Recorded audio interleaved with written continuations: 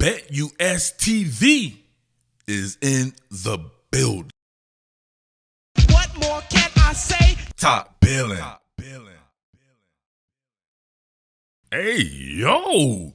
This is the formula right here. Think about this. Your boy champion for the last few years talking about being who you are and being that much better, right? A that much better version of who you are. You get what I'm saying there? Leaning in on that ground and pound. Nobody can stop it. They can't stop it, man.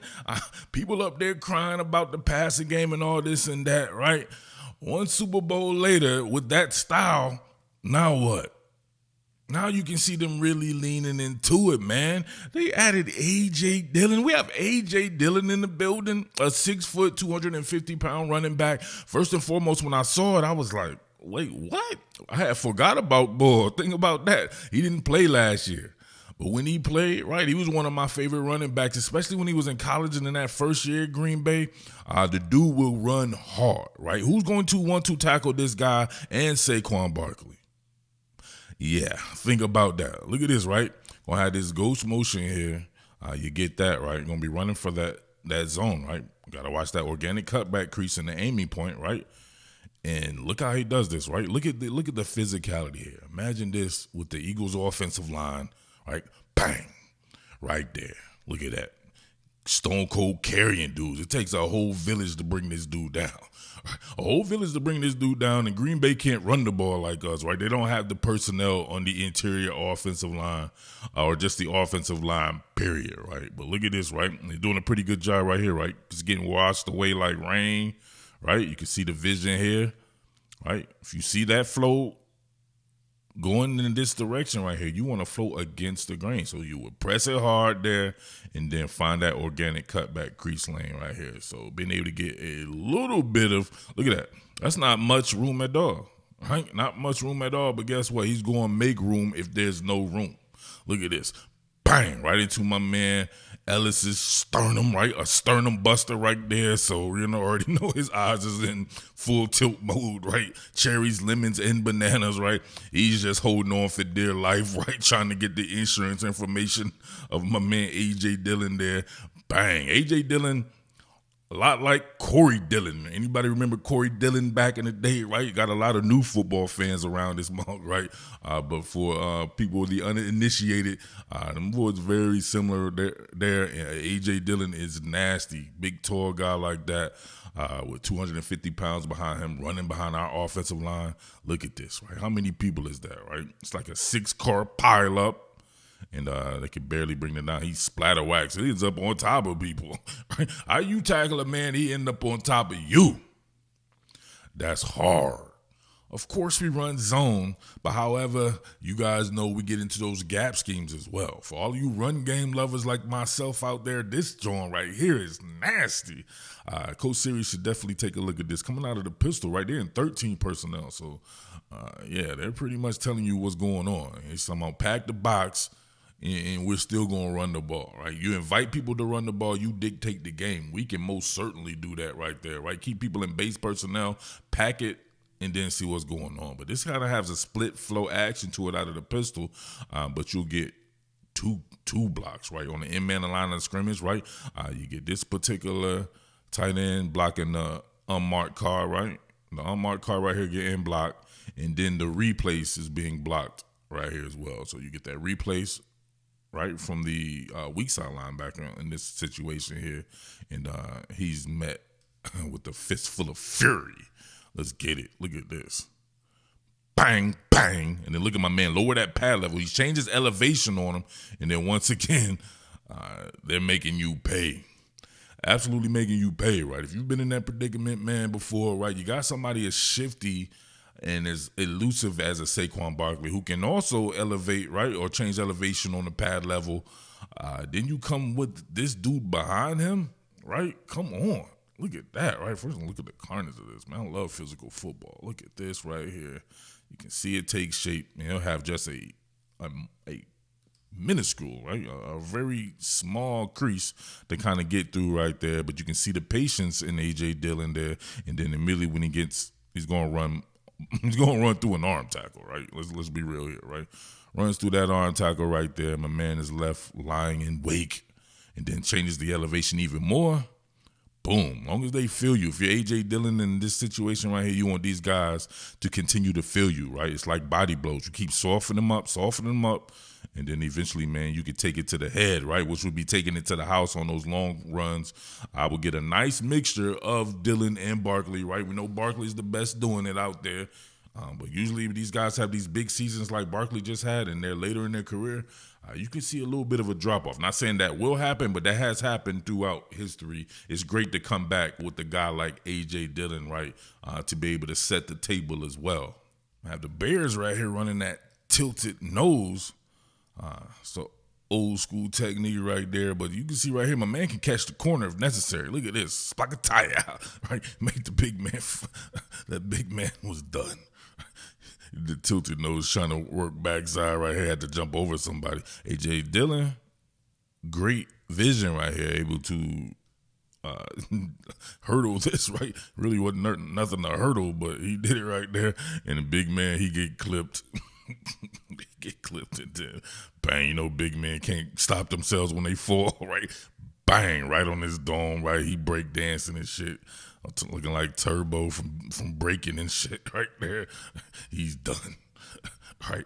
But my man's able to stick that hand on the ground, able to get him a few more yards right there, turning the corner. He can get you some explosives as well, right?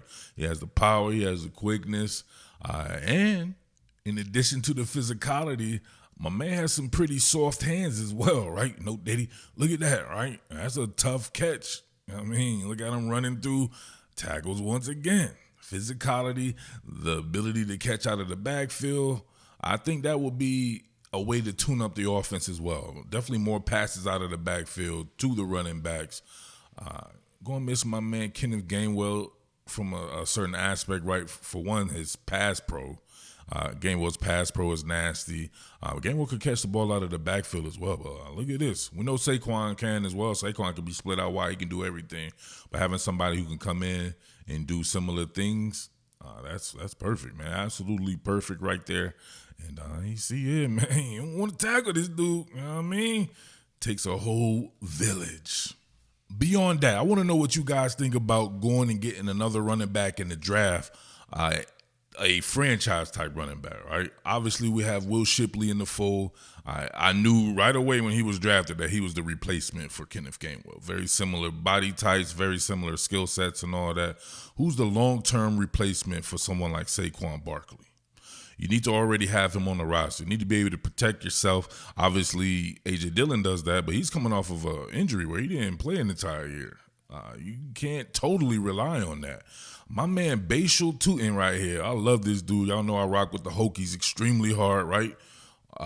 Bashal Tootin, one of the better Virginia Tech running backs I've seen, right? He was a transfer, and the dude's from South Jersey, first and foremost, right? So, you gotta give some props to that, right? He's a local cat.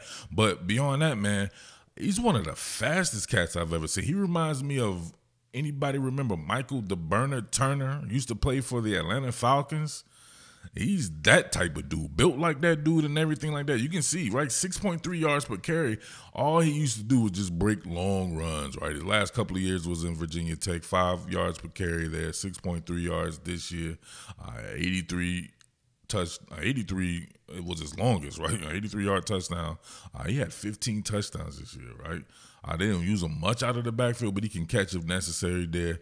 He'd be a guy I would look at. This is a very deep running back draft, though, right? I'd be happy with a number of guys, right? But these are a couple of guys who stand out to me that could probably be had later on in the draft. Don't have to rush and get a running back, right? Don't have to really rush and do anything, right? You can pretty much let the draft fall the way it happens or the way it will fall, because my man, this is how we do. Howie Roseman did the damn thing in free agency. So we're not necessarily wanting for anything, if you get what I'm saying there.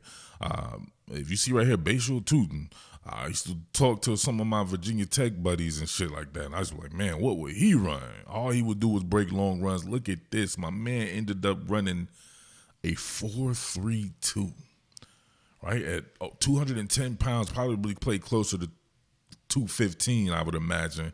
A 4.32 at the running back position. Right? You can tell he's explosive too. A 40.5 vertical leap, a 10.10 in the broad. Oh my God. Another cat I like is Quinshon Judkins, right? Played at Ole Miss, transferred this year to Ohio State. And 6 foot, 221 pounds. Not as fast, but plenty fast, right? He runs a 4.4 as well. Like Saquon Barkley, probably. I'm not sure what my man AJ Dillon ran coming out of, but he was probably a 4.5 guy, I'd imagine there. But Quinshon Judkins can get it in. You know what I mean? He averaged 5.5 yards per carry at Ohio State. He had 14 touchdowns. He was killing it his freshman season. He's one of the best freshman running backs I had ever seen. I was like, this dude is nasty. He was killing literally everybody Ole Miss played in the SEC that year. So at 5.7 yards per carry as a true freshman, he will be a guy. There's several others out there. I know you guys will let me know, right? That's just how the internet is, though. But what do you guys think about getting another franchise running back in the draft? Since this is a draft, you don't have to target one specific position, if you get what I'm saying there, right? Why not go ahead and grab one? Let me know, all right? Yo, make sure you're heading over to BetUS TV. That's the media portion where these guys are giving you some real good picks, predictions, and analysis. I like watching the baseball show. You know, the Phillies are coming up here pretty soon as well, opening day against the Rockies. Make sure you're definitely heading over there for some really good information. You guys know I'm a huge combat sports fan. Lots of good events coming up. I believe my man Bilal Muhammad doing the damn thing in May.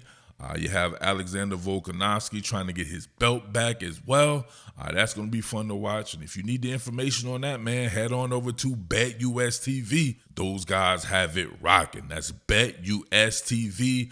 You're relaying something like minus 300 for the Phillies to make the playoffs. So you want to check in on that as well. All right, that's BetUS TV. Salute. What more can I say? Top Billin.